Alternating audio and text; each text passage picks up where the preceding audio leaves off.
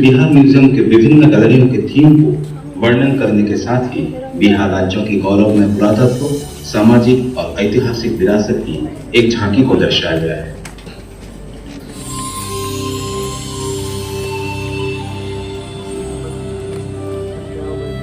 भारत के दो सर्व प्रमुख प्रतीक चिन्ह 1000 वर्ष पूर्व मगध के नाम से ही जाना जाता था, लेकिन बिहार का चिरस्थायी योगदान इन प्रतीकों से भी कहीं ज्यादा गहरा है। हमारी आज की शासन व्यवस्था, धर्म, कला और इस्तेमाल में आने वाले सिक्के भी गौरवशाली बिहार से ही प्रभावित हैं। इस संग्रहालय के इतिहास दीर्घा में हमारे पूर्वजों की कहानी है, जिन्होंने लगभग 4 लाख वर्ष पहले गंगा के उपजाऊ तटों पर अपने जीवन की शुरुआत शिकारी एवं संग्राहक के रूप में की थी। फिर धीरे धीरे उन्होंने खुद को अपने पर्यावरण और भौगोलिक परिवेश के अनुकूल ढाल लिया।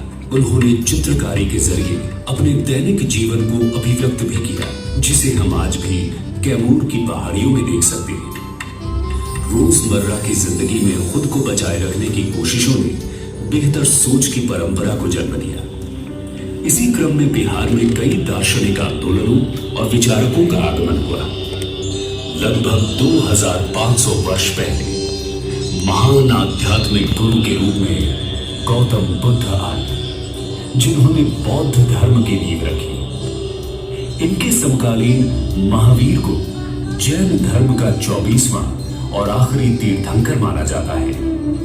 भगवान महावीर ने यही जैन धर्म के सिद्धांतों के उपदेश दिए। गौतम बुद्ध और महावीर के उपदेशों ने आगे चलकर भारत और विश्व की सामाजिक एवं धार्मिक व्यवस्था पर एक गहरी छाप छोड़ी। इसी दौरान मगध एक प्रभावशाली राजनीतिक क्षेत्र के रूप में उभर कर आया तथा चंद्रगुप्त मौर्य द्वारा स्थापित शक्तिशाली मौर्य साम्राज्य का केंद्र बना। चंद्रगुप्त मौर्य के प्रमुख सलाहकार चाणक्य ने साम्राज्य के सुचारू एवं सफल संचालन हेतु एक शास्त्र की रचना की, जिसे अर्थशास्त्र के नाम से जाना गया। ये आज भी उतना ही प्रासंगिक है। सुव्यवस्थित मौर्य शासन तथा संरक्षण में विविध कलाओं का विकास हुआ, जिसमें टेराकोटा शिल्प भी एक है। इस कला का उल्लेख संस्कृत नाटक मृच्छकटिकम यानी मिट्टी की छोटी गाड़ी में मिलता है। कलाकार पत्थरों के काम में भी माहिर थे, जिसका प्रमाण दीदारगंज की सुप्रसिद्ध यक्षी प्रतिमा है।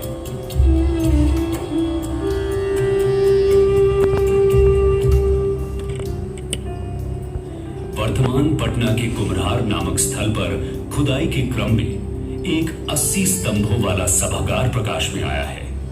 ये मौर्यकालीन वास्तुकला के लकड़ी से पत्थर की ओर विकास को दर्शाता है।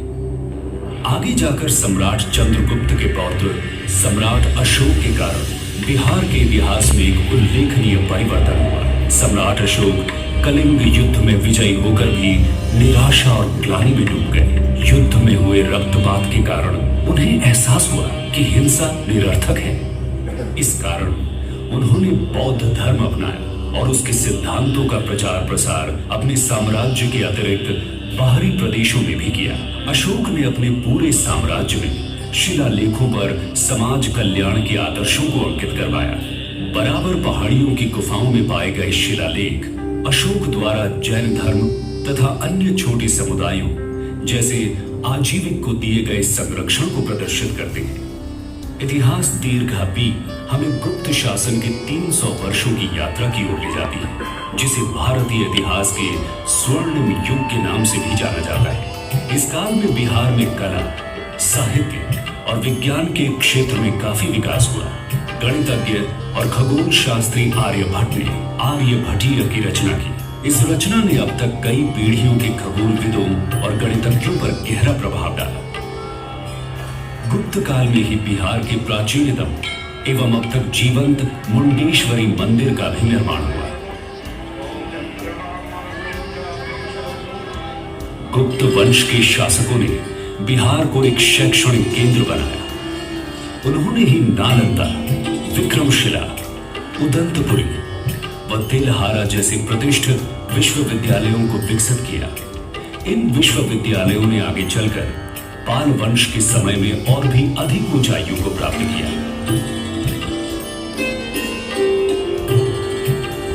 संग्रहालय में रखी पाल कालीन, बौद्ध व हिंदू मूर्तियां इस समय के कलाकारों की कलात्मक दक्षता एवं अभिव्यक्ति की सक्षमता को दर्शाती हैं। इनका विकास पाल वंश के 400 वर्षों की शासनावधि व संरक्षण के दौरान हुआ। पूर्व मध्यकाल एक तरह से सत्ता परिवर्तन का काल रहा। इतिहास दीर्घा सी ये दर्शाती है कि किस तरह बिहार ने इस अशांत समय में भी अपनी सामरिक नीति की महत्ता को बनाए रखा। 16वीं शताब्दी में शेर शाह सूरी ने अपने अधीनस्थ क्षेत्रों पर सुव्यवस्थित प्रशासन चलाया। अपने 5 वर्ष के संक्षिप्त शासनकाल के दौरान विभिन्न व्यापार मार्गों को जोड़कर शेर शाह सूरी ने सड़क ए आजम बनाई, जिसे आज ग्रैंड ट्रंक रोड कहा जाता है। शेर शाह सूरी ने ही उस समय रुपया नामक मुद्रा का प्रचलन शुरू किया, जो वर्तमान मुद्रा रुपया का पूर्व रूप था। शेर शाह सूरी द्वारा सासाराम में बनवाया शानदार मकबरा उनकी चिरस्थायी विरासत की गवाही देता है। सूरी वंश के पतन के बाद भारत के उत्तरी भाग में मुगलों का वर्चस्व कायम हुआ। बादशाह अकबर के शासन के समय बिहार मुगलों के 12 मुख्य प्रांतों में से एक में गिना जाने लगा। इसी समय बिहार सूफी मत का एक महत्वपूर्ण केंद्र बना। ये प्रदेश शेख याहिया मनेरी जैसे संतों का वास रहा, जिनकी खूबसूरत मजार आज भी हम मनेर शरीफ में देख सकते हैं। सिख धर्म की आध्यात्मिक तरंगों ने भी बिहार में गंगा के तट को छुआ। पटना में ही सिखों के अंतिम गुरु गोबिंद सिंह जी का जन्म हुआ। हर मंदिर साहब को सिखों के 5 तख्तों में से एक गिना जाता है। समुद्री मार्गों और व्यापार के विकास के कारण British east India company Bharat में पहुंची। अंग्रेजी प्रभाव से कलमबंद प्रमाणों की परंपरा शुरू हुई। पटना कलम चित्रकला इसी परंपरा का एक उदाहरण है, जिसमें जनसाधारण की छवि मिलती है। परंतु जल्द ही अंग्रेजों के आर्थिक नियंत्रण ने बिहार पर बुरा असर डालना शुरू कर दिया। किसानों को अनाज की फसलों की जगह अफीम और नील जैसी नकदी फसलों को जबरन उगाना पड़ा, जिसके कारण बिहार में कई भयानक अकाल पड़े।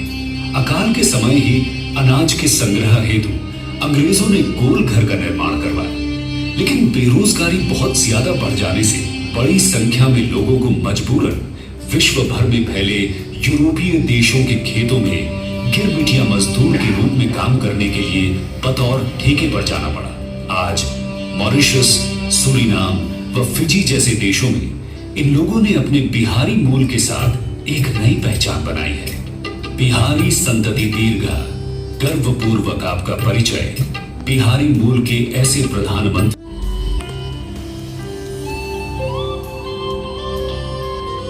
बिहार संग्रहालय इस प्रदेश की समृद्ध विरासत और यहाँ के स्वाभिमान और अनुकरणीय स्वभाव की मानसिकता को सलाम करता है। आइए बिहार संग्रहालय में आकर बिहार के महानतम ऐतिहासिक क्षणों का अनुभव करें।